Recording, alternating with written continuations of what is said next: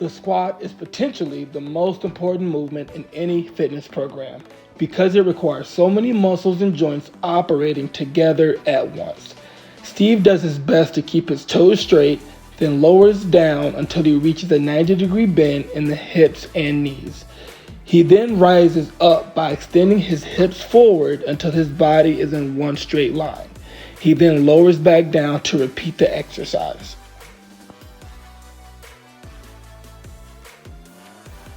The squat jump is a more explosive version of the squat. Use the same technique as the squat, except this time you will generate more power to lift the body off the ground. Steve pushes the hips forward as he reaches the apex of the jump. As he descends, he lands in a squat position.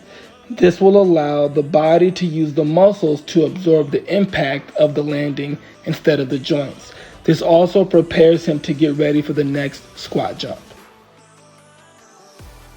The plank is a basic core exercise that is often done incorrectly. To perform the plank the right way, start by making sure your elbows are directly below your shoulders. You should be looking 6 to 8 inches in front of your hands. Squeeze the abs, glutes, and quads to avoid excessive dipping in the low back. Also, press the heels of your feet back as if you're trying to touch an imaginary wall behind you.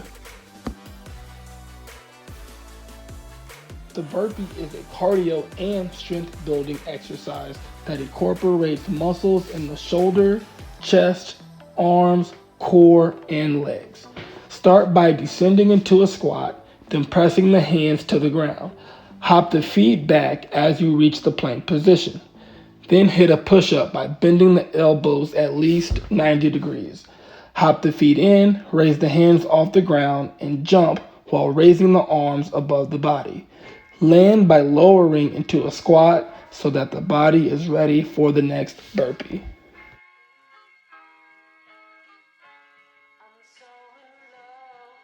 The modified burpee is a less explosive version of the normal burpee. This is a great movement for people with knee or ankle problems.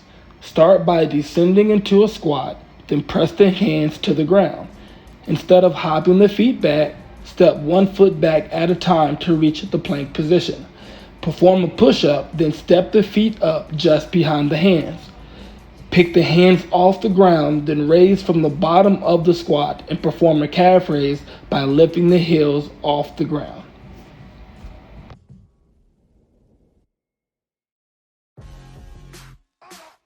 The top of the push-up is identical to a plank. Make sure that the shoulder, elbow, and wrist are in one straight line. Lower down by bending the elbows to at least 90 degrees and push directly back up until the arms are completely straight. Maintain a strong contraction of the core throughout the entire range of motion.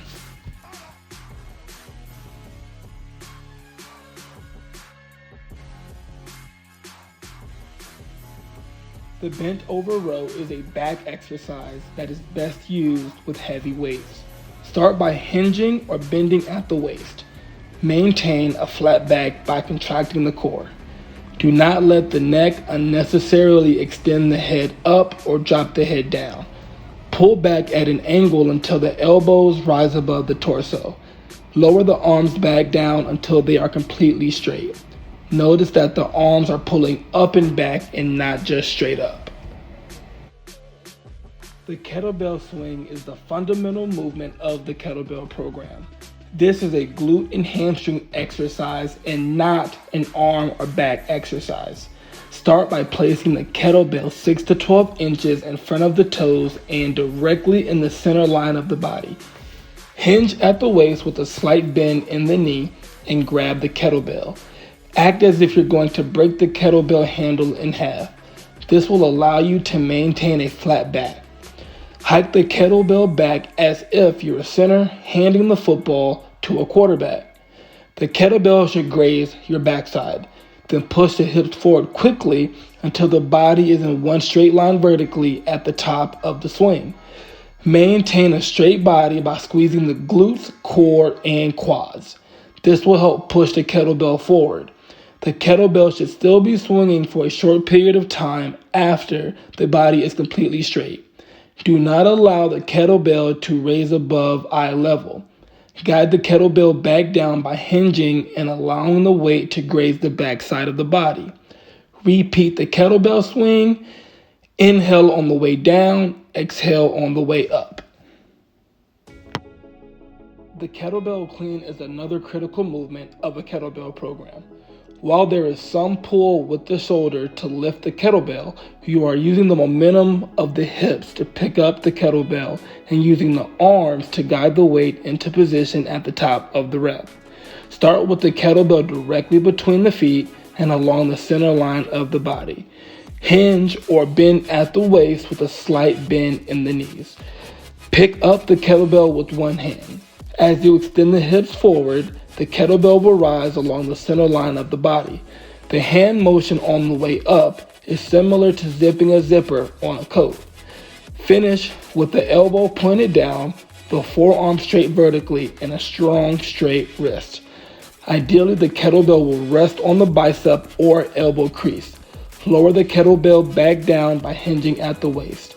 It is critical that at the top of the rep, you maintain a strong and straight forearm and wrist to avoid injuries to the elbow or shoulder. It shows what it looks like when you're quote-unquote breaking the kettlebell handle. As you can see, before activation, the back is rounded and not ready to lift. Once engaged, the back flattens and is ready to lift the weight. This motion shows the position of the wrist in a kettlebell clean position. Ideally, you want the wrist to be strong and straight. A limp wrist shows how the hand moves backwards. This incorrect position places most of the weight of the kettlebell at the wrist joint instead of allowing it to rest on the bicep or elbow crease. This is simply the top of the kettlebell clean position. Notice how the body is one straight line, the forearm and wrist are straight, and the kettlebell rests on the bicep.